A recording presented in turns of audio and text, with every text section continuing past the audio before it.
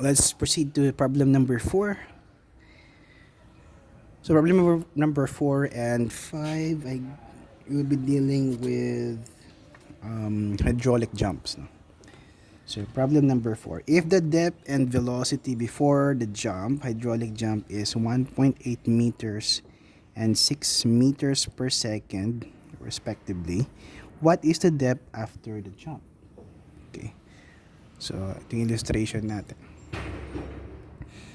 So, ito yung depth. Given yung depth and velocity before the jump. So, we are to solve for the depth after the jump.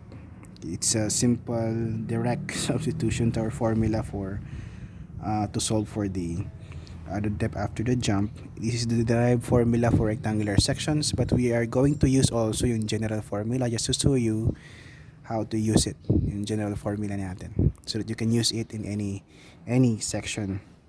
No.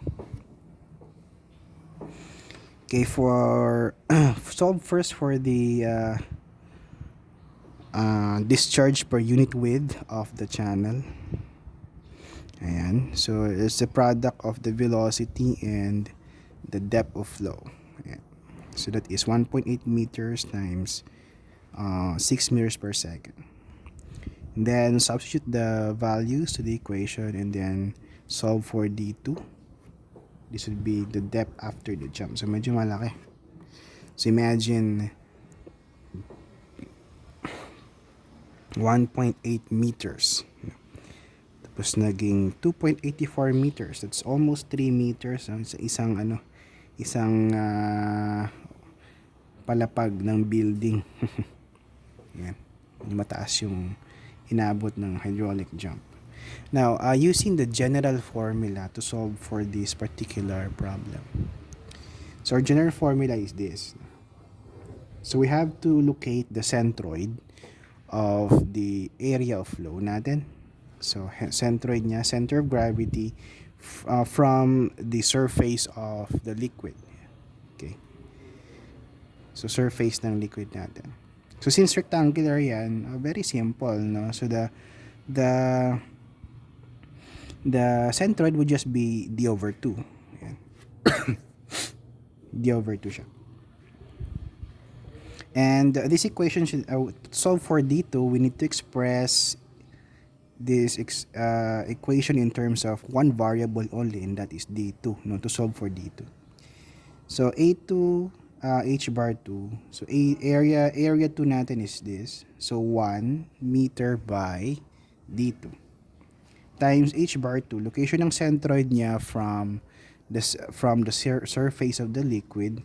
So that is d over 2. So pag ibang shape yan, you need to, of course, locate the centroid from this reference axis. Minus area 1, H1. Area 1 natin is 1 by D1. D1 is given, that is 1 meter pala, sorry. D1 is 1.8, sorry. 1.8 yung D1, 1 yung width niya. Times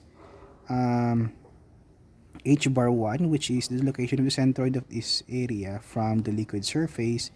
Since rectangular nga, that is simply D1 over 2. Then Q squared all over G. Q natin is 10.8 squared all over 9.81. 1 over area 1 minus 1 over area 2 in terms of D2. D2. So we have the depth of flow should be similar. No? Similar. So, para di ka mahirapan, pwede namang isang formula na lang i-memorize nyo. Ito na lang, applicable to any section, but that would somehow give you longer, no? Longer yung solution natin. Okay. But anyway, doable. Ano namang problema, no? Kung longer. At least, isa lang yung formula na memorize. But anyway, whichever is more convenient, then okay lang naman.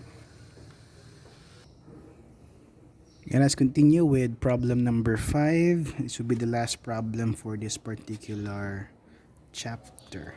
Think so? Yeah. Yep. Problem 5. Water is moving in a 5 meter wide rectangular channel at a depth of 1 meter. And the fraud number equal to square root of 10. This should be square root of 10. If the water undergoes a jump, that what is the depth of flow after the jump and the fraud number after the jump? Okay. So, given sa problem 5 is the fraud number. Pero ang kailangan natin sa formula natin to solve for the depth of flow after the jump is we need the discharge, the discharge. So since given yung fraud number, we can solve for the velocity of flow dyan using a formula for fraud number. So what we need is the velocity of flow. If we know the velocity of flow, then we can easily solve for the discharge per unit width of the channel. So it's square root of 10 equals V1 over square root of GD. Yan. So we have a velocity that is equivalent to 9.9 meters per second. Okay. So, okay na yung velocity natin. We now solve for the discharge per unit width of the channel. That's the product of the velocity and the depth. Since the depth is 1 meter, then Q is also equal to 9.9 cubic meters per second per meter. So, if we have these values, we can now solve for the depth of flow after a jump, napakataas, that is 4 meters. So directly substitute the values to this formula. D1 is 1 meter, this is Q squared, and then you'll arrive with this value of D2, that's 4 meters. Yan. Okay, so that is the depth after the jump. So we're done with letter A. Letter B, what is the fraud number after the jump? So kailangan natin is to solve for the fraud number after the jump. Kailangan natin yung velocity after the jump.